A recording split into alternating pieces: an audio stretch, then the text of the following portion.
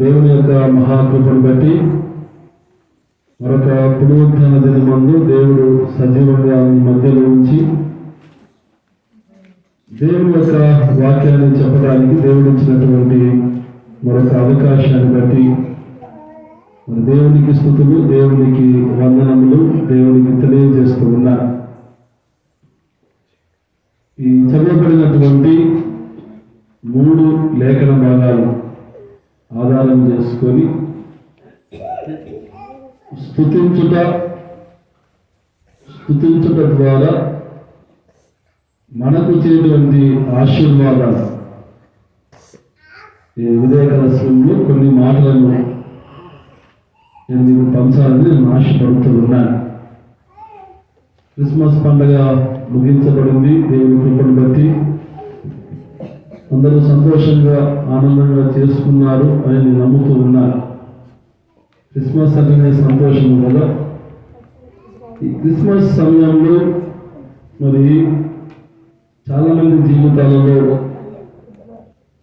సంతోషంగా జరిపి ఉండవచ్చు, మరి కొంతమంది జీవితాలలో అది బాధగా జరిపి ఉండవచ్చు.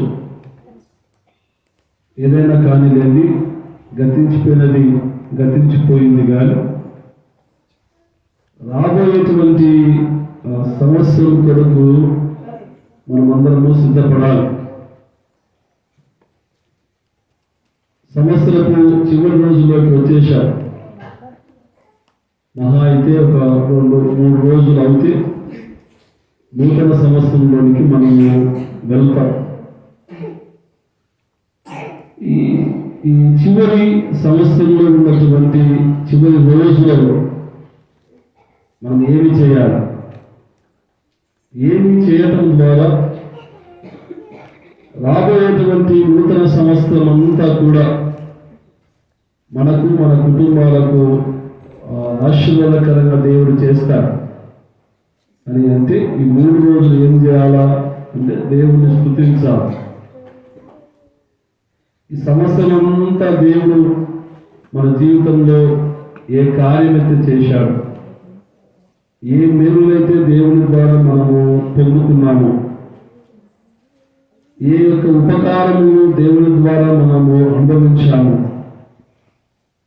ఏ యొక్క శ్రేష్టకరమైనటువంటి ఉద్యోగాలను మన ఈ సంవత్సరంలో పొందుకున్నాము, ఎటువంటి ఆరోగ్యాలను మనం పొందుకున్నాము, ఎటువంటి ప్రమాదాలు జరగకుండా దేవుని ద్వారా కాపాడబడ్డాము.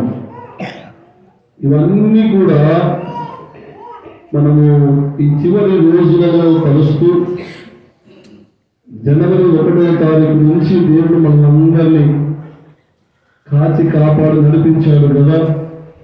అందును బట్టి మనం దేవునికి స్తుతులు చెల్లించాలా, కృతజ్ఞతలు దేవునికి చెల్లించాలి. ప్రియమైన వారి ద్వారా దేవునికి మనము స్తుతులు చెల్లించినప్పుడు, దేవునికి మనము కృతజ్ఞతాస్తుతులు దేవునికి చెల్లించినప్పుడు మన జీవితాలలో దేవుడు ఏమి ఆశీర్వాదాలు ఇస్తాడు. యెషయా గ్రంథంలో కూడా యెషయా ప్రవక్త దేవునికి స్తుతి చెల్లిస్తా ఉన్నాడు. యెషయా జీవితాన్ని దేవుడు మార్చాడు. తన పాపపు స్థితిలో ఉన్నప్పుడు ఆ పాపపు స్థితిని దేవుడు మార్చి ఒక నూతన వ్యక్తిగా యెషయా జీవితాన్ని దేవుడు మార్చాడు. ఇప్పుడు యెషయా అంటా ఉన్నాడు, నేను దేవునికి స్తుతి చెల్లిస్తా ఉన్నాను. మరి అపోస్తలుడైన పౌలు కూడా గలతీ సంఘానికి ఆయన చేసిన ఏవైతే మేలులు ఉన్నాయో అవన్నీ కూడా మీరు మర్చిపోకూడదు అని పౌలు గలతీ సంఘాన్ని హెచ్చరిస్తూ ఉన్నారు. మనం చదువుకున్నటువంటి సువార్త వాక్య భాగంలో కూడా ఇక్కడ మరియ గురించి, యేసు గురించి మనకు రాయబడి ఉంది. ఈ పరిశుద్ధ గ్రంథంలో ఎవరెవరు దేవుణ్ణి స్తుతించారు, ఏ సమయాలలో దేవుణ్ణి స్తుతించారు, వాళ్ళు ఎటువంటి ఆశీర్వాదాలు పొందుకున్నారు అని మనము ఆరాధిస్తే చాలా ఉన్నాయి. ఈ క్రిస్మస్ మాసంలో మనం ఉంటా ఉన్నాము కాబట్టి కేవలము లూకా రాసిన సువార్త మొదటి 2 అధ్యాయాల నుంచి మీకు చెప్పాలని నేను ఆశపడుతూ ఉన్నా. మొట్టమొదటిగా ఒక వ్యక్తి స్తుతిస్తా ఉన్నాడు. చూడండి, లూకా రాసిన సువార్త మొదటి అధ్యాయము. లూకా రాసిన సువార్త మొదటి అధ్యాయము 64వ వచనాన్ని మనము చదువుకుందాం. వెంటనే అతని నోరు తెరవబడి నాలుక సడలి అతను దేవుణ్ణి స్తుతించుచు మాటలాడ సాగెను కదా. ఎవరు? జకరియా గురించి ఇక్కడ వ్రాయబడి ఉంది. జకరియా యాజకత్వం చేస్తూ ఉన్నాడు. జకరియా యాజక ధర్మం చేస్తా ఉన్నాడు. చేస్తున్నా కూడా అతను ఒక లేమిలో ఉన్నాడు, కరిమిలో ఉన్నాడు. ఏంటి అని అంటే సంతానం లేదు. చాలా సంవత్సరాలుగా దేవుని సేవ చేసేటువంటి జకరియాకు సంతానం లేదు. ప్రియమైన వారులారా, ఒకరోజు జకరియా తన తరగతి చొప్పున ధూపం వేయటానికి ఆయన లోపలికి వెళ్ళినప్పుడు దేవదూత కుడివైపున నిలిచి అతనితో మాట్లాడుతూ ఉంది. ఆ దేవదూతను చూడగానే జకరియా భయపడతా ఉన్నాడు. భయపడతా ఉంటే జకరియా భయపడకుము, నీ ప్రార్థన నాకు వినపడింది. నీ భార్య అయిన ఎలిజబెత్ నీకు కుమారుడు అంటారు. అతనికి యోహాను అనే పేరును పెట్టారు. అతను ప్రభు దృష్టికి గొప్పవాడే ఉండి ద్రాక్షరసమైనను మద్యమైనను తాగక తన తల్లి గర్భము పుట్టినది మొదలుకొని పరిశుద్ధాత్మతో నిండుకున్న వారై ఇశ్రాయేలులో అనేకులను తన వైపుకు తిప్పును అనేటువంటి మాటలు జకరియా వింటా ఉన్నాడు. దేవుని పని చేస్తూ ఉన్నాడు, దేవుని యాజకత్వం చేస్తూ ఉన్నాడు. చాలా సంవత్సరాల నుంచి దేవుడిని మొరపెట్టుకుంటా ఉన్నారు. కానీ వాళ్ళకి సంతానం దేవుడు ఇవ్వలేదు. దేవుడు మనం చేసేటువంటి ప్రతి ప్రార్థన కూడా ఏదో ఒక రోజు వింటా ఉంటాడు. ప్రతిసారి వింటాడు, కానీ నీకు ఎప్పుడు ఏది అవసరమో అప్పుడే నీకు దేవుడు తప్పకుండా ఇస్తాడు. అందుకోసము అంతవరకు నువ్వు ఏం చేయాలి అంటే ఎదురు చూస్తూ ఉండాలి. జకరియాకు దేవదూత కనపడి నీకు కుమారుడు పుడతాడు, ఆ కుమారుని పేరు యోహాను పెంచాలా, చాలా జాగ్రత్తగా పెంచాలా, చాలా పరిశుద్ధంగా పెంచాలి.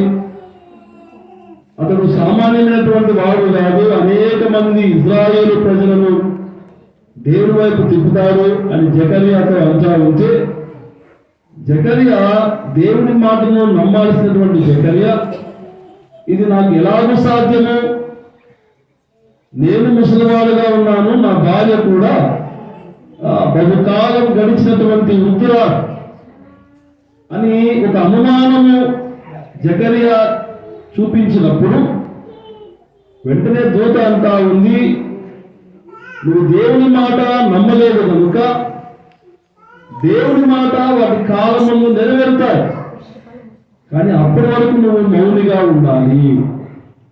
వెంటనే నోరు ముయ్యబడింది, జకరియా నోరు ముయ్యబడింది. ధూపం వేయటానికి వెళ్ళినటువంటి జకరియా ఇంకా బయటికి రాలే. అందరూ కూడా జకరియా కోసం ఎదురు చూస్తా ఉన్నారు. జకరియా బయటికి వచ్చి సందేశం ఇవ్వాలి, కానీ అతడు మౌనిగా ఉండడం ద్వారా ప్రజలందరూ కూడా అర్థం చేసుకున్నారు. అతనికి దర్శనం కలిగింది కాబట్టి ఆ దర్శనంలో ఆయనకు మాటలు పడిపోయినాయి అనేటువంటి వాళ్ళు మాట్లాడుకుంటా ఉన్నారు. ప్రియమైన వారులారా, దేవుడు చెప్పినట్లుగానే ఎలిజబెత్ అమ్మ గర్భాన్ని తెరిచి ఆమె గర్భఫలము దేవుడు దీవించి కుమారునికి పేరు పెట్టారు. ఏం పేరు పెట్టాలి అని ఆలోచన చేసేటువంటి సమయంలో జకరియా ఒక పలకను తీసుకుని యోహాను అని పేరు పెట్టాడు, రాశాడు. ఆ పేరు పెట్టగానే ఏం జరిగింది అని అంటే వెంటనే అతని నోరు తెరిచి ప్రేమైన వారులారా నాలుక సడలి అతను దేవుణ్ణి ఏం చేస్తా ఉన్నాడంట? స్తుతిస్తూ ఉన్నాడు. జకరియా ఎందుకు దేవుణ్ణి స్తుతిస్తా ఉన్నాడు అని అంటే, దేవుడు తన జీవితంలో చేసినటువంటి ఒక ఘనమైన కార్యాన్ని తలపోస్తూ జకరియా దేవుని స్తుతించాడు. దాని మాత్రమే కాకుండా 67, 68 వచనాలను మనం చూస్తే, మరియు అతని తండ్రి జకరియా పరిశుద్ధాత్మ పూర్ణుడై ఇట్లు ప్రవచించెను, ప్రభువైన ఇశ్రాయేలు దేవుడు స్తుతింపబడును గాక. చాలు. జకరియా ప్రభువును చూడకముందే చూచినట్టుగా కలగబోయే రక్షణ గురించి దేవుణ్ణి స్తుతిస్తూ ఉన్నాడు. ప్రియమైన దేవుని బిడ్డలారా, జకరియా దేవుణ్ణి స్తుతించడం ద్వారా ఏమి జరిగింది అని అంటే, అతని కుమారుణ్ణి దేవుడు బహుగా వాడుకున్నాడు. బాప్తిస్మిచ్చు యోహానును దేవుడు బహుగా వాడుకున్నాడు కదా. యేసుక్రీస్తు ప్రభుల వారి కంటే 6 నెలల పెద్ద యోహాను. యేసు ప్రభుల వారు తన పరిచర్యను ప్రారంభము ముందు అప్పటికే బాప్తిస్మిచ్చు యోహాను అందరికీ బాప్తిస్మ ఇస్తా ఉన్నాడు. దేవుని యొక్క మార్గాలను సరళం చేస్తూ ఉన్నాడు. అప్పుడు యేసు ప్రభుల వారు బాప్తిస్మిచ్చు యోహాను దగ్గరికి వెళ్ళినప్పుడు, అయ్యా నేను ఎంతటి వాడను కదా, నేను నీ చెప్పుల వారు నింపుటకైనా నాకు యోగ్యము లేదు అంటారు.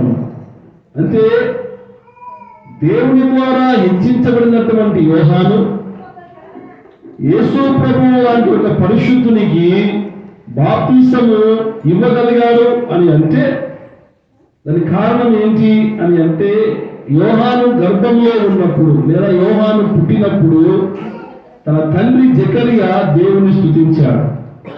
ఆ స్తుతి, ఆ ఆరాధన యోహానుకు ఆశీర్వాదకరంగా దేవుడు చేశాడు అనేటువంటిది నేను జ్ఞాపకం చేసుకోవాలి. ప్రేమైన దేవుని బిడ్డలారా, మనము కూడా మన జీవితంలో దేవుడు చేసినటువంటి ప్రతి కార్యాన్ని మనం తలపోచుకుంటూ ఈ చివరి దినాలలో మనము కూడా స్తుతించినట్లయితే మన స్తుతి మీ పిల్లలకు దేవుడు ఆశీర్వాదకరంగా దేవుడు చేస్తాడు. అది మొట్టమొదటిగా నేను జ్ఞాపకం చేసుకోవాలి. రెండవదిగా లూకా రాసిన సువార్త 2వ అధ్యాయము 13, 14 వచనాలను చదువుకుందాం.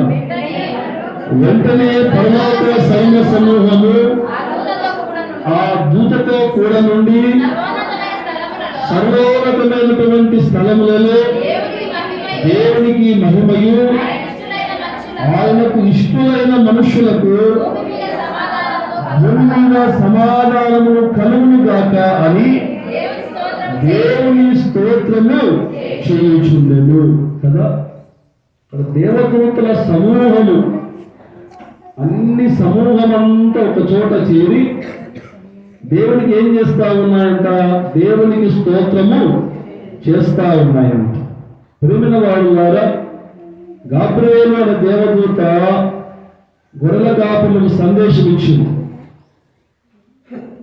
ఆ దూత యొక్క సందేశం తర్వాత ఈ దూత యొక్క సైన్య సమూహం అంతా కూడా పరలోకంలో నుంచి వాళ్ళు దిగి వచ్చి యేసు ప్రభు యొక్క తొట్టి దగ్గర వాళ్ళందరూ చేరి దేవునికి స్తుతి చెల్లించారు. అంటే పైన పరలోకంలో ఉండేటువంటి ఆ భాగ్యాన్ని వదిలిపెట్టి దేవుడి కోసము ఆ దూతలు తగ్గించుకొని పశువుల పాకలోనికి వచ్చి ఆ పరలోక సైన్య సమూహము, గాబ్రియేలు అనేటువంటి దేవదూత వీళ్ళందరూ కలిసి దేవుడికి ఏం చెల్లించారంట? స్తుతి చెల్లించారు కదండి. అంటే ఆ పైన ఉండాల్సినటువంటి భాగ్యాన్ని వాళ్ళు కాదని వద్దనుకొని భూమి మీదికి వచ్చారు. ప్రియమైన వారులారా, వారి జీవితంలో మనం తగ్గింపు అనేది మనం చూస్తూ ఉండాలి. మనం క్రిస్మస్ అనేది తగ్గింపుతో కూడినటువంటి పండగ అని మనం గత క్రిస్మస్ రోజున జ్ఞాపకం చేసుకున్నాం. ఈ తగ్గింపు అనేది మనము జకరియా జీవితంలో చూస్తాం, ఎలిజబెతమ్మ జీవితంలో చూస్తాం, మరియ జీవితంలో చూస్తాము, యేసేపు జీవితంలో చూస్తాము. ఈ లూకా రాసిన సువార్తల్లోనే సిమియోను అనేటువంటి ఒక ప్రవక్త గురించి కూడా ఈ తగ్గింపు అనేది మనం చూస్తాం. అంటే బాలుడైన యేసయ్యను తన చేతిలో పెట్టుకున్నంత వరకు తను మరణించబోని ఒక ప్రవక్త చెప్పినట్లు యేసు ప్రభుల వారిని తన చేతులతో పెట్టుకొని సిమియోను చాలా విషయాలు ప్రవర్తిస్తాడు. ఆయనకు రాబోయేటువంటి పరిచర్య, రాబోయేటువంటి శ్రమలు, ఆయన ఎక్కడ మరణిస్తారు, మరియా గర్భంలోనికి కట్టం దూసుకుని పోతుంది అనేటువంటి ఒక ప్రవచనాన్ని ముందుగానే సిమియోను అనేటువంటి ఒక ప్రవక్త మరియకు ప్రవచిస్తాడు. ఆ మాట విన్నటువంటి మరియా తన మాటలన్నీ, సిమియోను చెప్పినటువంటి మాటలన్నీ కూడా హృదయంలో భద్రపరుచుకుంటాడు కదా. ఎందుకంటే జరగబోయేది కాబట్టి మరియా ముందుగానే ప్రిపేర్ చేసుకుంటా ఉన్నాడు. అంటే మన క్రైస్తవ జీవితాలలో మనము కూడా దేవుడు నీకు ఏ ఉద్యోగం ఇచ్చినా, ఏ అధికారం ఇచ్చినా, ఏ హోదా ఇచ్చినా, ఏ తలాంతులు ఇచ్చినా నువ్వు దాన్ని బట్టి గర్వపడకూడదు. ఏ ఉద్యోగం ఇచ్చినా ఉద్యోగాన్ని బట్టి నువ్వు తగ్గించుకుని చేస్తే ఆ ఉద్యోగంలో ఉండాల్సినటువంటి ఆశీర్వాదాలన్నీ నీకు దేవుడు తప్పకుండా ఇస్తాడు. నువ్వు గర్వపడ్డావనుకోండి, నీ దగ్గర నుంచి ఉద్యోగము చాలా కొద్ది నిమిషంలోనే దేవుడు తీసివేస్తాడు. తలాంతులు ఇస్తాడు దేవుడు. పాటలు పాడే తలాంతులు, కామగొట్టే తలాంతులు, వాక్యం చెప్పేటువంటి తలాంతులు, వాక్యం చదివేటువంటి తలాంతులు కదా. ఈ తలాంతులన్నీ దేవుడు మనకి ఇచ్చినప్పుడు తలాంతులను బట్టి మనం ఎప్పుడు గర్వపడకూడదు. దేవుడు ఇచ్చినటువంటి తలాంతులను బట్టి మనం తగ్గించుకొని ఈ లోకంలో మనం ఉండాలి కదా. వీరు స్తుతించడం ద్వారా తగ్గింపు అనేటువంటి ఆశీర్వాదము దేవుడు మనకందరికి ఇచ్చారు. ప్రియమైన వారులారా, అదే లూకా రాసిన సువార్త 2వ అధ్యాయము, లూకా రాసిన సువార్త 2వ అధ్యాయము 20వ వచనాన్ని మనము చదువుకుందాం. అంతటా అమ్మ 2:20 లూకా రాసిన సువార్త 2:20 అంతటా ఆ గొర్రెల కాపురులు తమతో చెప్పినట్లుగా తాము విన్న వాటిని, కన్న వాటిని గురించి దేవుని మహిమపరచుచు స్తోత్రము చేయొచ్చు తిరిగి. ఇక్కడ జకరియా దేవుని స్తుతించాడు.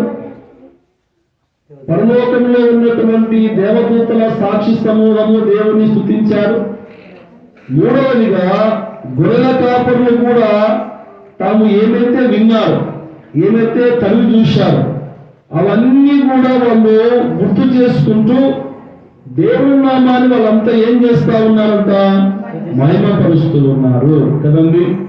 ఈ గొర్రెల కాపరులు అనేవాళ్ళు ఎక్కడ ఉన్నారు, ఏ స్థితిలో ఉన్నారు కదా. మనము కొద్ది ముందర మనం చూస్తే 8వ వచనం, 2వ అధ్యాయము 8వ వచనాన్ని మనం చూస్తే, ఆ దేశంలో కొందరు కాపరులు పొలంలో ఉన్నారు. చాలా వాళ్ళు పొలంలో ఉన్నారు.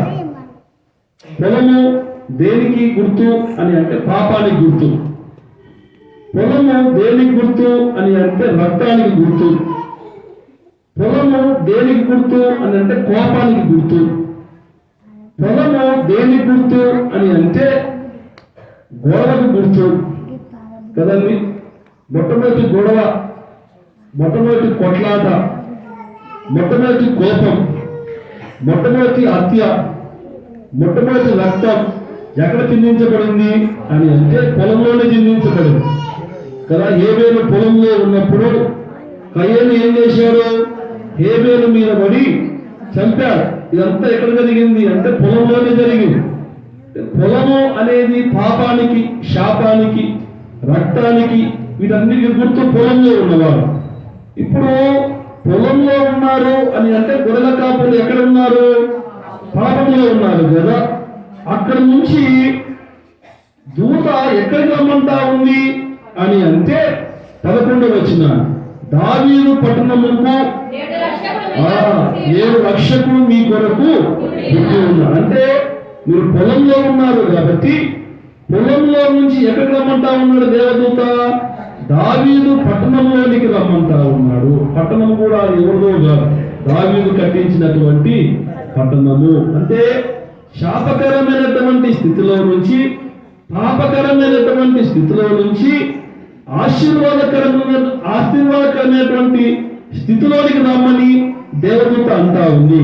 అది గొర్రెల కాపరిలో ఉన్నటువంటి పరిస్థితి. రెండవదిగా చూస్తే పొలంలో ఉండి రాత్రి వేళ తమ మందను ఏం చేస్తా ఉన్నారంట? కాచుకొని చున్నారు. రాత్రి వేళ వాళ్ళు ఉంటా ఉన్నారు. ఎక్కడ ఉంటా ఉన్నారు? పొలంలో ఉంటా ఉన్నారు. ప్రేమిన వారులారా, ఈరోజు మన సెల్ ఫోన్లు వచ్చాయి. ఎక్కడికి పోవాలన్నా లైట్లు వేసుకుని పోతాం. టార్చ్ లైట్లు వచ్చాయి. ఎక్కడికి వెళ్ళాలన్నా టార్చ్ లైట్ వేసుకొని వెళ్తాం. పాతకాలంలో ఈ పొలాలలో కరెంట్ ఉండేదిగా, టార్చ్ లైట్ ఉండేదిగా. వీళ్ళు గొర్రెలను మేసేవాళ్ళు కాబట్టి చీకట్లోనే వాళ్ళు మేయాలి. ఏదైనా పురుగు వచ్చినా కూడా చీకట్లోనే చంపాలి. కాబట్టి ఈ గొర్రెల కాపరులు ఎక్కడ ఉన్నారు అని అంటే చీకట్లో ఉన్నారు. ఒకటి పొలంలో ఉన్నారు, రెండవది చీకట్లోనే ఉన్నారు.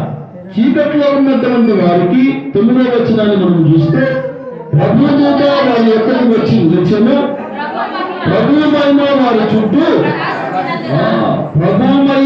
చుట్టూ ఏం చేయబడిందంట?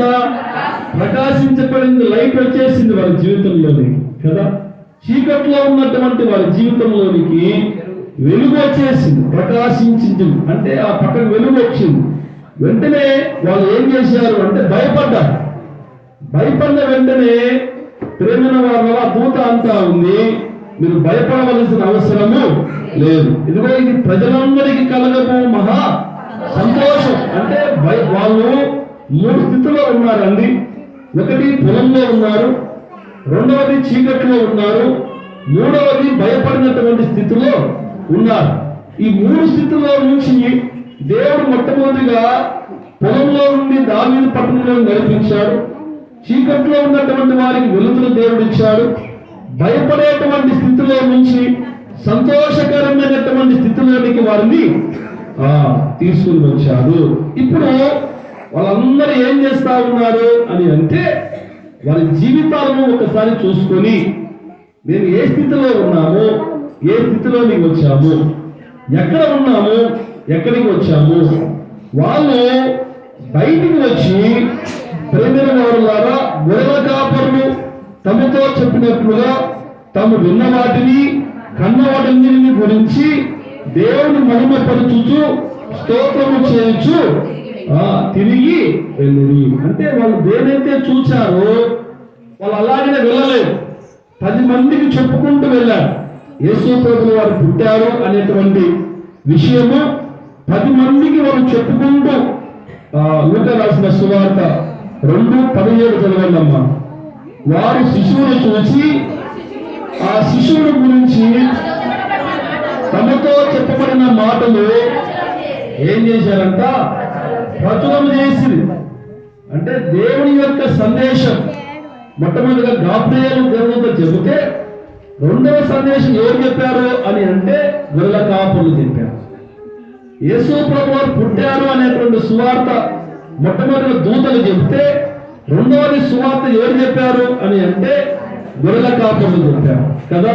అంటే వాళ్ళు ఏ స్థితిలో నుంచి ఏ స్థితిలోనికి వచ్చారు, ఇవన్నీ కూడా వాళ్ళు బయట తిరుగుతూ మేము పాపముగా ఉన్నాము, లోకంలో ఉన్నాము, చీకట్లో ఉన్నాము, దేవుడు మా జీవితంలోనికి వెలుగునిచ్చారు, ఇదిగో దేవుడు మీ కొరకు కూడా వెలుగునిస్తారు అనేటువంటి ఒక సువార్త ప్రచరణ వాళ్ళందరికీ చెప్పినట్లుగా మన వాక్యంలో చూస్తాము. అంటే గొర్రెల కాపరులు దేవుని స్తుతించారు. దేవుడు మనకి ఇచ్చినటువంటి ఆశీర్వాదం ఏంటి అంటే దేవుని చూసేటువంటి ఆశీర్వాదం దేవుడు వారికి ఇచ్చారు. ప్రేమిన వారులారా, లూకా రాసిన సువార్త 2వ అధ్యాయము 38వ వచనాన్ని మనము చదువుకుందాం. ఆమె కూడా ఆ గడియలోని లోపలికి వచ్చి దేవుణ్ణి కొనియాడి, చాలు. ఆమె కూడా ఆ గడియలోనే లోపలికి వచ్చి దేవుని ఏం చేసిందంట? కొనియాడి అంటే స్తుతించడం అని అర్థం. ఎవరామె అంటే అన్న అనేటువంటి ఒక స్త్రీ, ఆషేరు గోత్రికురాలు. ప్రేమైన వాళ్ళ చాలా యవన కాలంలో వివాహం జరిగింది. వివాహం జరిగి 7 సంవత్సరాలు పెళ్లితో సంసారం చేసింది. చాలా చిన్న వయసులోనే భర్త చనిపోయాడు. భర్త చనిపోయిన వెంటనే స్త్రీ ఏం చేయాలా? మరొక వివాహము చేసుకోవాలి. కానీ ఆ స్త్రీ ఏం చేసింది అని అంటే, భర్త చనిపోగానే అమ్మగారింటికి వెళ్ళాల, అత్తగారింటికి వెళ్ళాల, సరాసరి ఎక్కడికి వచ్చేసింది అంటే దేవాలయంలోకి వచ్చేసింది. దేవాలయం వచ్చి ఏం చేసింది అంటే పరిచర్య చేసింది. ఎన్ని రోజులు పరిచర్య చేసింది అని అంటే 86 సంవత్సరాలు. 86 సంవత్సరాలు దేవాలయము విడవక ఉపవాసముతో రేయింబలను పరిచర్య చేసిందంట. ఈరోజు వారానికి ఒక్కసారి బండలు తుడుచునికి అనౌన్స్మెంట్ చదవాలి. అనౌన్స్మెంట్ చదవకపోతే మనకు గుర్తుండదు కదా, దేవాలయం ఉంది అనేది మనకు గుర్తుండదు. అంటే మీరు అనౌన్స్మెంట్ చేసి మా పేరు వచ్చింది కాబట్టి మేము చర్చిలోకి వెళ్ళి పని చేయాలి, పేరు రాకపోతే చర్చిలోకి వచ్చి పని చేయాల్సిన అవసరం మనకు లేదు అని మన భావన. ప్రేమైన దేవుని బిడ్డలారా, ఎవరైనా సరే ఎప్పుడైనా సరే దేవుని దేవుని మందిరంలో దొరకనటువంటి ఆశీర్వాదాలు ఏమీ ఉండవు. దేవుని మందిరంలో అనేకమైనటువంటి ఆశీర్వాదాలు దేవుడు ఉంచారు. ఈ ఆశీర్వాదాలు మనము పొందుకోవాలి అని అంటే నువ్వు నెలకు ఒకసారో సంవత్సరంలో ఒకసారో బండ చూస్తే సరిపోదు. ప్రేమిన వారి ద్వారా నిత్యము నువ్వు దేవాలయంలోనికి వచ్చి నువ్వు పని చేయగలిగితే అది నీకు నీ కుటుంబానికి చాలా ఆశీర్వాదం. అన్న అనేటువంటి ఒక స్త్రీ భర్త కోల్పోయి విధవరాండుగా దేవాలయంలో నడిపించబడి 86 సంవత్సరాలు ఒక్కటే ఏం చేసిందంట? దేవాలయంలో పరిచయం చేసింది, ఉపవాసంతో ఉంది, రేయింబగలు ఏం చేసింది? దేవుని సన్నిధానంలో పరిచయం చేసిందండి. పరిశుద్ధ గ్రంథంలో స్త్రీల పేర్లు చాలా తక్కువ రాశారు. మనము యేసు ప్రభు వంశావళిలో కూడా మనం చూస్తే అబ్రహాం ఇస్సాకు గనును, ఇస్సాకు యాకోబు గనును మనం చూస్తూ ఉంటాము కదా. పురుషుల పేరు చాలా పేర్లు పురుషుల పేరు రాశారు కానీ స్త్రీల పేరు ఎక్కడ రాయలేదు. ప్రేమిన వారు ఏరియా లాంటి ఒక పెద్ద ప్రవక్తను కరువు కాలంలో పోషించింది. ఎవరైనా పేరేంటి? రాయలే. ఎలీషా లాంటి ఒక పెద్ద దైవజనుని ఒక ఇంటి పైన ఒక కప్పు కట్టించి, ఒక ఇల్లు కట్టించి ఆశ్రయించింది. ఎవరైనా పేరు రాయలే కదా. గొప్ప గొప్ప పనులు చేసినటువంటి స్త్రీల పేరు రాయల పరిశుద్ధ గ్రంథంలో. కానీ మందిరంలో పనిచేసేటువంటి ఒక బిడ్డ పేరు పరిశుద్ధుడు రాశారు. ఎటువంటి ఆశీర్వాదాలు ఉంటాయి మందిరంలో పనిచేసే వారికి, ఎటువంటి ఆశీర్వాదాలు ఉంటాయి అని అంటే, ప్రేమిన వారులారా, మన పేర్లు ఆధార్ కార్డు ఉన్నాయో లేదో చెక్ చేసుకోవడం కాదు, లేదా కరువు పనిలో మన పేర్లు ఉన్నాయో లేదో చెక్ చేసుకోవడం కాదు, అమ్మఒడిలో మన పేర్లు ఉన్నాయో లేదో చెక్ చేసుకోవడం కాదు. నీ పేరు జీవగ్రంథంలో లిఖించబడాలి. జీవగ్రంథంలో నీ పేరు లేకపోతే పరలోక రాజ్యంలోనికి నువ్వు వెళ్ళటానికి అర్హురాలవి కావు కదా. ఈమె పేరు ఎక్కడ లిఖించబడింది? పరిశుద్ధ గ్రంథంలో లిఖించబడింది. ఏం చేసింది అని అంటే, దేవాలయంలో పని చేసింది, దేవాలయంలో సేవ చేసింది, దేవాలయంలో దేవుణ్ణి స్తుతించింది. అందుకే ఆమె పేరు దేవుడు జీవగ్రంథంలో లిఖించడం జరిగింది. ప్రేమైన వారులారా, మనం గొప్ప గొప్పలు పండుగ చేసుకుంటే సరిపోదు.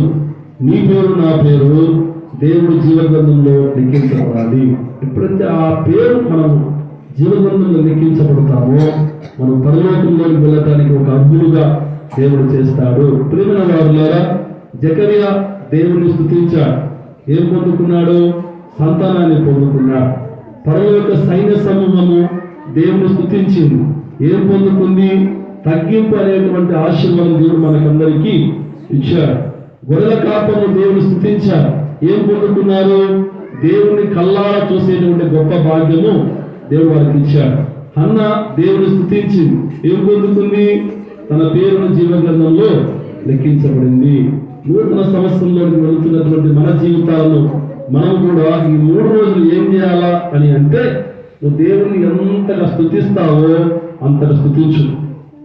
జనవరి 1వ తారీఖు నుంచి ఇన్ని రోజులు దేవుడు నీ కుటుంబంలో ఏ మేలులైతే చేశాడో ప్రతి మేలును నువ్వు గుర్తు చేసుకొని నువ్వు స్తుతించగలిగితే రాబోయే సంవత్సరము దేవుడు నీకు నీ పిల్లలకు దేవుడు ఆశీర్వాదకరంగా దేవుడు చేస్తాడు.